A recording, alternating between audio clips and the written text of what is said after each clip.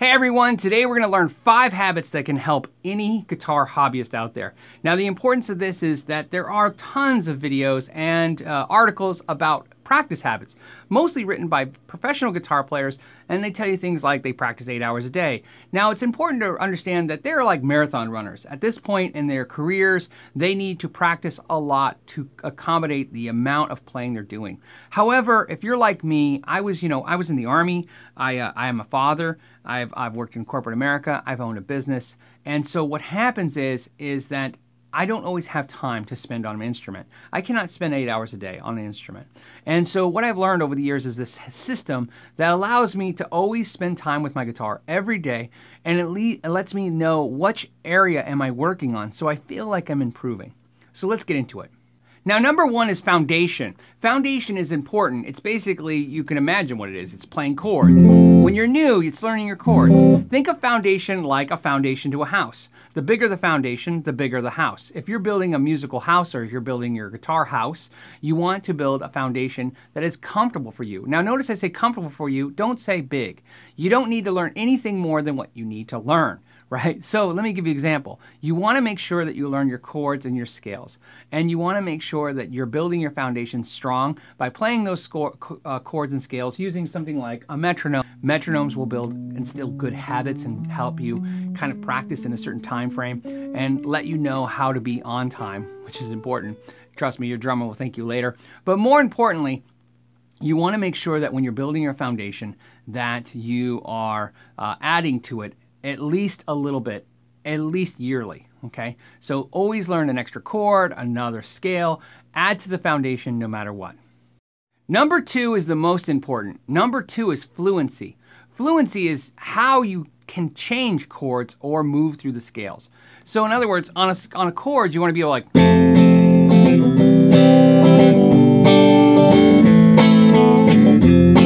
That's your fluency. How fast can you change chords and how smooth does it sound? A lot of times when you're listening to another guitar player and you're like, wow, they're really good, you're hearing their fluency, their ability to change between chords. It's no different than reading. When people do, when they read out loud, how fluent they are is going to make the reading, listening experience much, much better. So you need to work on your fluency, and that is just time. You just practice and practice. No matter how good you are, you probably can improve some kind of fluency. So you work on fluency every day. Number 3 is technique. And the reason why technique's important is because sometimes you get confused and you build your foundation too big. You don't need the Taj Mahal. In other words, you don't need every scale and every chord. Notice how many guitar players will play something like the pentatonic scale in the blues rock genre, and by using techniques, they will make that same scale sound totally different. So techniques are very important to add to your bag of tricks. You know, right? You take a pentatonic scale like this and you go, versus you could play it straight, right? So there's different ways you can approach that same scale. So don't forget to work on techniques. A lot of times you need inspiration though for techniques, so listen to other guitar players, and when you hear something they do that's unique or interesting, go ahead and try to figure out how they did that, or look it up, because we are in the future now, so you can basically Google anything and find the information. And technique is a great way to when you got fluency, polish it off with some good technique, and then, like I said, that way you don't have to worry about just constantly expanding the foundation. Number 4 may save a lot of gear geeks a lot of money. It's called academics. See, a lot of musicians will do this thing where when they're away from their guitar, when they're not next to their guitar, they'll use those hand exercisers, and that's a good idea because you want to keep your hands limber and keep going. So what you want to do is save stuff into a tablet or phone so that when you have that moment, when you want to feel like you want to practice but you're not next to your instrument, go ahead and look it up. Maybe memorize the notes on the fretboard. Learn some music that is important, some music theory.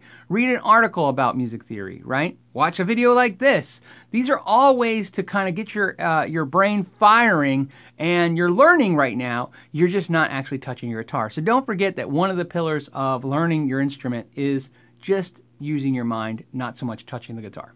Number 5 is my favorite. It's exploratory playing. Now, here's a habit we all get into. We pick up the guitar daily, weekly, however, and what you realize is, if you think about it, you've probably been playing whatever you've been playing for a long time. You're really not learning anything. If you're not sitting there learning a song or working on a scale, and a lot of us are really guilty of not actually putting any actual physical practice time, like looking at it as an improvement. We're just literally goofing off and playing the same things over and over again. Now, if you're new, you will always be learning because you're starting your foundation. But either way, you'll notice you get kind of in a rut. And sometimes it's hard to keep inspiration going. So one of the things that I've been doing for years is what I call exploratory playing.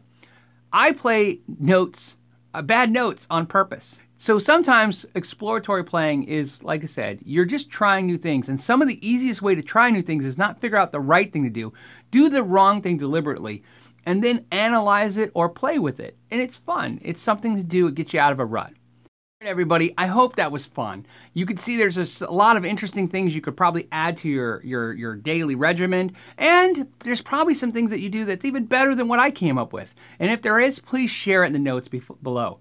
I've been around guitar teachers every day for the last decade and a half, and I find they have other techniques that are totally different than what I use, and it's nice to interact and talk. So that's what this is. It's an open communication line. Please put in the comments techniques that you've learned, things you've found that work for you, maybe some of the things you found that in this video would work for you or not work for you, and why. These are interesting things. I'll take the notes. I will definitely learn from them, and I hope you do so as well. If you're new to the channel, please subscribe. I do a video every single week, including a live show every Friday. And if you like this video, please like and share. It's a great way to help the channel grow. And if you want to support the channel, don't forget we have Instagram, we have a Twitter, we have Facebook, all that down below. Plus we sell t-shirts. They're cool. You can look cool too. As always, thank you for your time and know your gear. Here's a bonus. One thing that I always really focus on is the strap. So in this case, what I recommend is that you use a strap. And when you're using the strap, you want to set the strap so that it is tight, like you feel just really tight right here from this point of the guitar to your shoulder. You want it tight, but you want it actually sitting on your leg, okay? So right now I can feel the weight of the guitar on my leg, but I can also feel it's tight. It's a perfect spot, okay? And then what you want to do is practice in this position. It doesn't matter which way you practice. And the reason is this. When you're a rock star, you can sling your guitar down low. But when you're learning, what you want to realize is your guitar needs to be in the same position at all times so that you get used to the way you practice. And the reason I like this particular thing is because, one, it works on your posture because, again, you'll want to feel the strap being tight, and also you'll feel the weight of the guitar. But also, if you stand up and play, the guitar never moves. So whether sitting or playing, standing up, you're in the same position. And again, it starts a great habit.